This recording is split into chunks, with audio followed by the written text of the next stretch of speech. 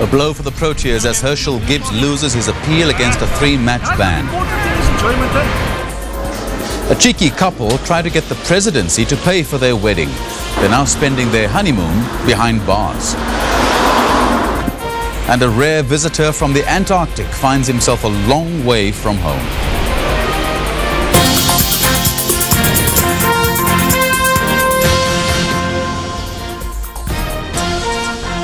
Live from Johannesburg, this is E-News Primetime.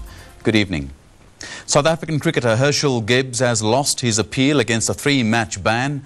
The batsman will miss the next 3 matches, all against Pakistan.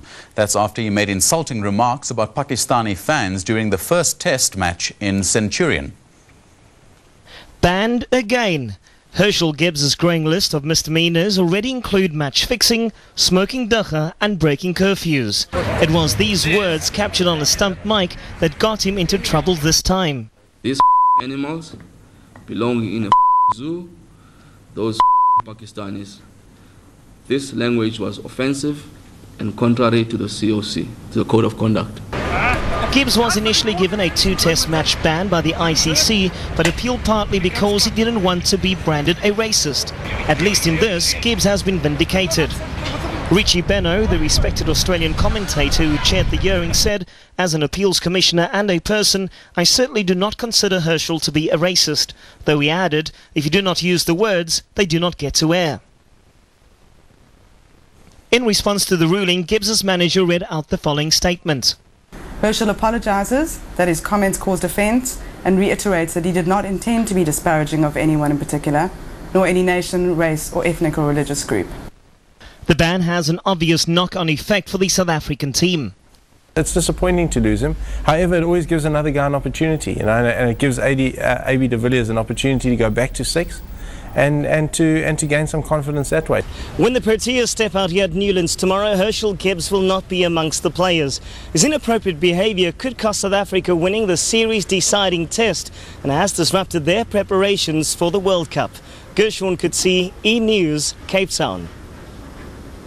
The National Prosecuting Authority says it wants another suspect charged for the murder of mining magnate Brett Kebble.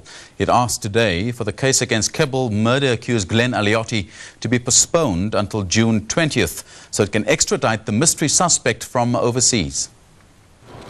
The National Prosecuting Authority alleges that when businessman Glenn Aliotti conspired to kill Brett Kebble, he wasn't acting alone. Kebble was shot dead in his car in Johannesburg in September 2005. The new suspect now lives overseas, and if he is to stand trial, he'll have to be extradited from his home country. I can't think of any reason why they would object. We don't have a death penalty in this country. We are a democratic state. We don't pursue people for their beliefs. We don't persecute anybody. The NPA won't say who its new suspect is. But Aliotti, in his earlier bail application, said the NPA had told him it wants to charge the shadowy John Stratton. Stratton was a co-director of Kebble's mining company JCI. He now lives in Australia, and getting him back here may not be easy. Stratton, the elderly man seen here, is 72 and is reported to be suffering from cancer. He'll likely appeal his extradition for Kebble's murder and argue that he is too sick to travel and stand trial in South Africa. Ben said, E-News, Johannesburg. A handful of South African companies have been hit hard by the shipwreck off the coast of England. The container ship ran aground 6 days ago en route to Cape Town. Millions of rands worth of cargo has spilled overboard and has since been snatched by looters. It spells trouble for businesses here like BMW and Volkswagen. Cargo that was headed for South Africa ending up in the hands of looters. Some scavengers even set up camp, burning their loot to keep warm. The looters have taken whatever's washed ashore, from empty oak barrels destined for the Cape Winelands to vehicle parts. 80% of the ship's cargo belonged to South African companies. The MSC Napoli was due to dock here at Table Bay Harbour in Cape Town on the 29th of January. The ship's agents in South Africa tell us that while they've been inundated with calls, the majority of those who lost their goods have been exceptionally understanding. Most of the losses, estimated as high as 500 million rand, will be covered by insurance. But Volkswagen in Uitenhage now has a massive headache. 130 containers packed with parts for Golfs and Polos have been lost.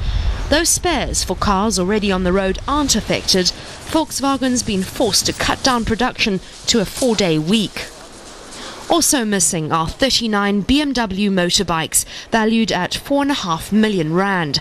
They were destined for South African customers and dealerships like this one. They'll now have to wait another month for replacements. Annika Larsen, E-News, Cape Town. Well, the president spent much of the day with some of the smartest youngsters in the country. He's offered 18 of them a free ticket through university.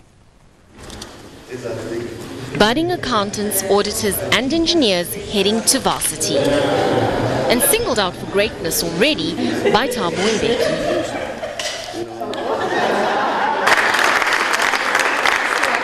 They've not only won his Matric Merit Award, but Mbeki's trust will pay for the rest of their studies, provided they keep the straight A's.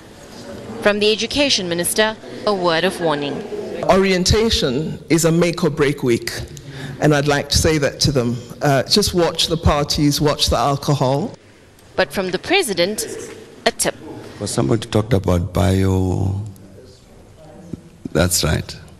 And they're hoping to study medicine. Stay with the bio thing.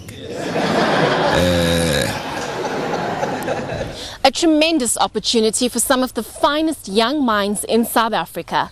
And the President and the Education Minister are hoping that they inspire the class of 2007 to even greater academic heights. Kale Naya, E-News, Pretoria. Before we move on, let's take a look at how the markets have performed.